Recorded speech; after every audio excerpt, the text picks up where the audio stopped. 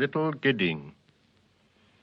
Midwinter spring is its own season, sempiternal though sodden toward sundown, suspended in time between pole and tropic.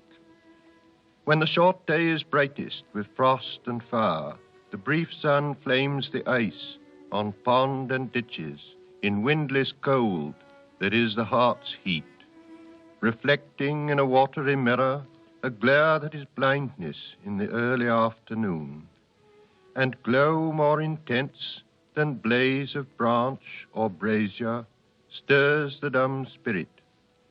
No wind, but Pentecostal fire in the dark time of the year. Between melting and freezing, the soul's sap quivers. There is no earth smell or smell of living thing.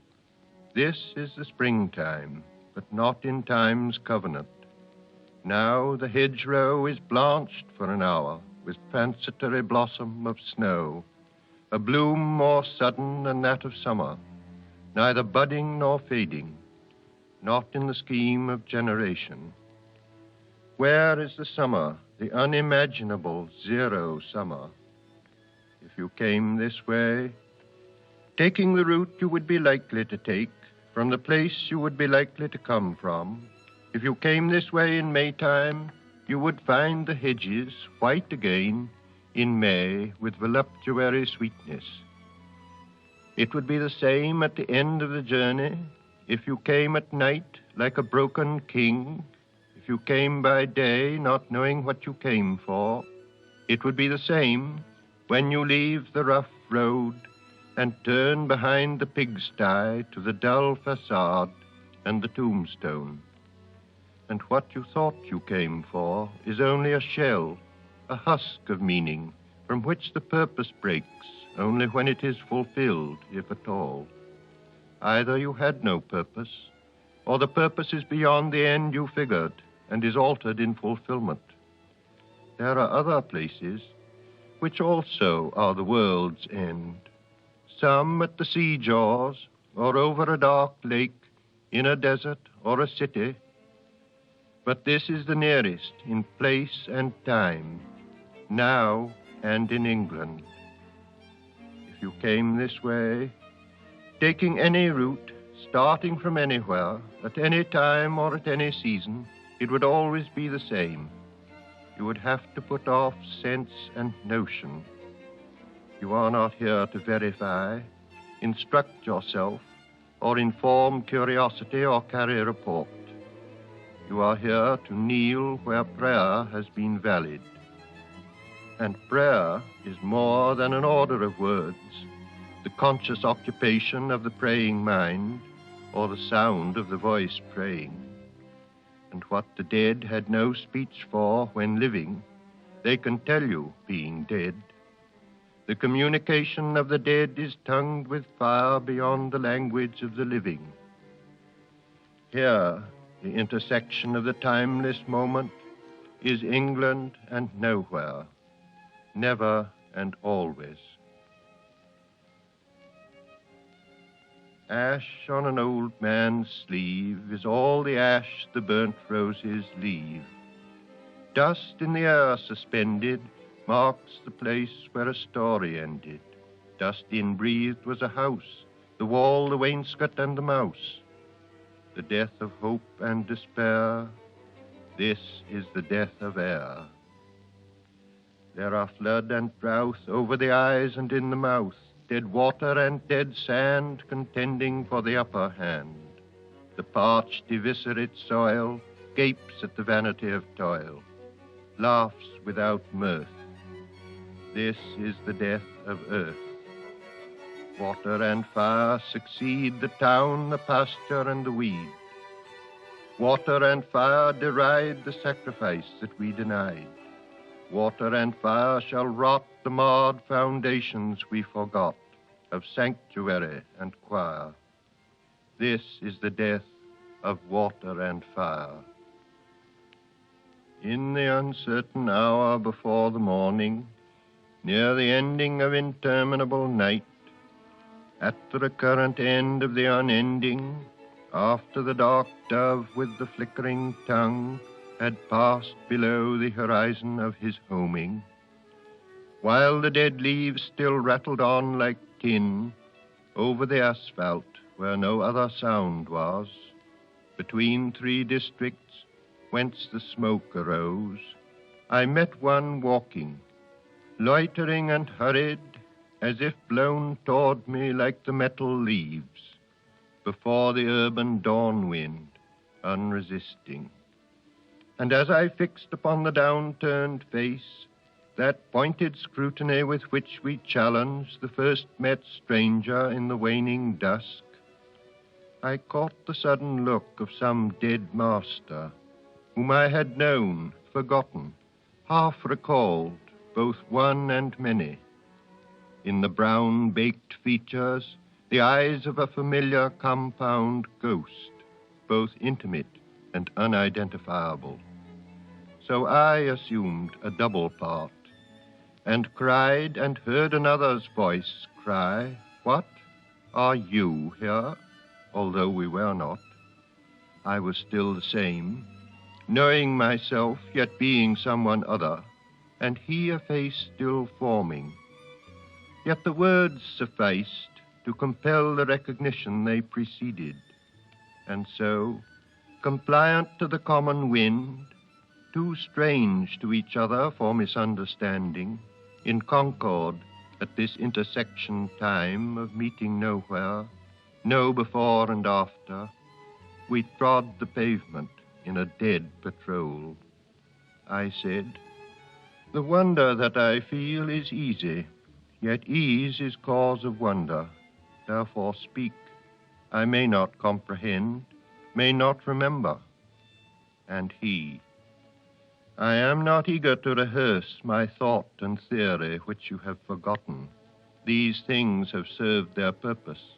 Let them be. So with your own, and pray they be forgiven by others, as I pray you to forgive both bad and good. Last season's fruit is eaten, and the full-fed beast shall kick the empty pail. For last year's words belong to last year's language, and next year's words await another voice.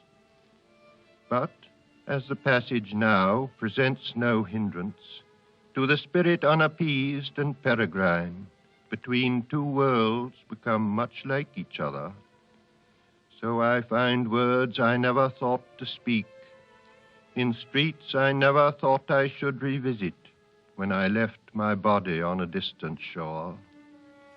Since our concern was speech, and speech impelled us to purify the dialect of the tribe and urge the mind to aftersight and foresight, let me disclose the gifts reserved for age, to set a crown upon your lifetime's effort. First, the cold friction of expiring sense without enchantment, offering no promise but bitter tastelessness of shadow fruit, as body and soul begin to fall asunder. Second, the conscious impotence of rage at human folly, and the laceration of laughter at what ceases to amuse. And last, the rending pain of reenactment of all that you have done and been, the shame of motives late revealed, and the awareness of things ill done and done to others harm, which once you took for exercise of virtue. Then fool's approval stings, and honor stains. From wrong to wrong, the exasperated spirit proceeds, unless restored by that refining fire where you must move in measure like a dancer. The day was breaking. In the disfigured street, he left me with a kind of valediction and faded on the blowing of the horn.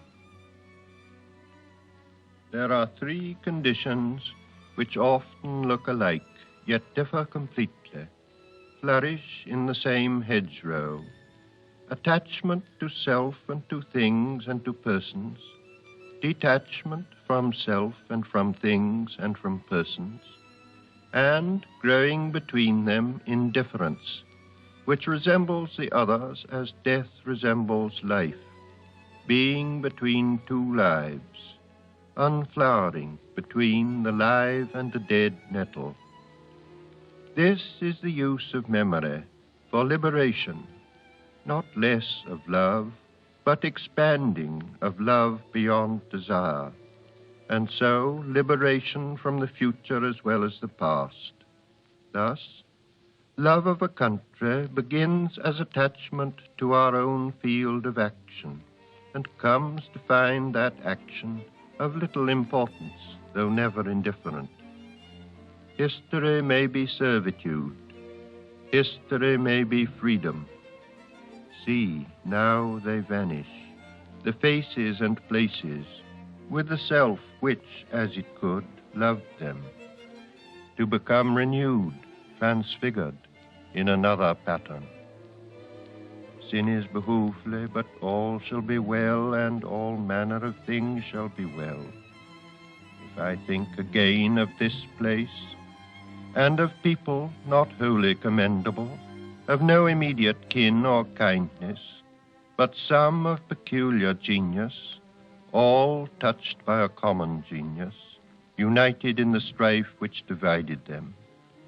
If I think of a king at nightfall, of 3 men and more on the scaffold, and a few who died forgotten in other places, here and abroad, and of one who died blind and quiet, why should we celebrate these dead men more than the dying? It is not to ring the bell backward, nor is it an incantation to summon the spectre of a rose. We cannot revive old factions, we cannot restore old policies, or follow an antique drum. These men, and those who opposed them, and those whom they opposed, accept the constitution of silence, and are folded in a single party. Whatever we inherit from the fortunate, we have taken from the defeated what they had to leave us, a symbol perfected in death. And all shall be well, and all manner of things shall be well, by the purification of the motive in the ground of our beseeching. The dove descending breaks the air with flame of incandescent terror, of which the tongues declare the one discharge from sin and error. The only hope or else despair lies in the choice of pyre or pyre, to be redeemed from fire by fire. Who then devised the torment? Love. Love is the unfamiliar name behind the hands that wove the intolerable shirt of flame which human power cannot remove. We only live, only suspire, consumed by either fire or fire. What we call the beginning is often the end, and to make an end is to make a beginning.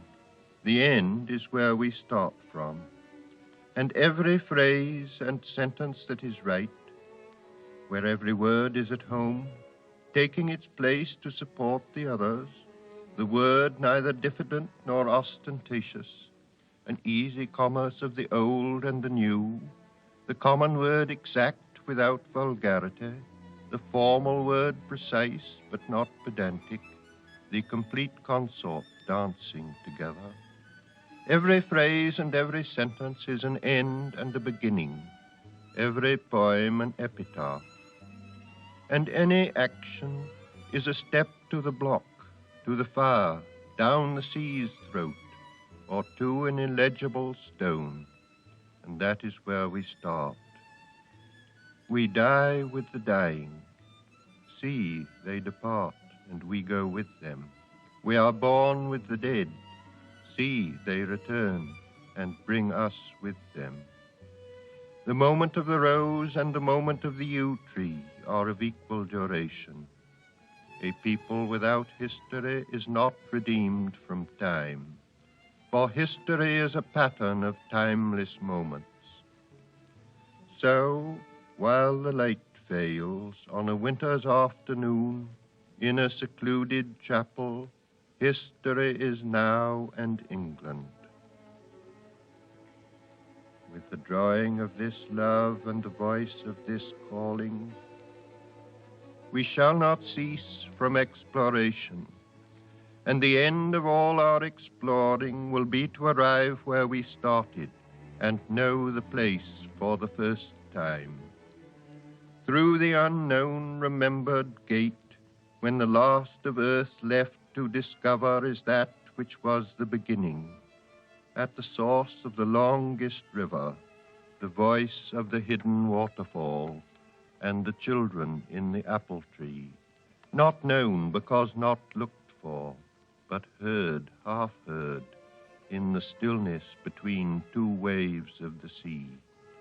Quick now, here now, always, a condition of complete simplicity, costing not less than everything. And all shall be well, and all manner of things shall be well, when the tongues of flame are enfolded into the crowned knot of fire, and the fire and the rose are one.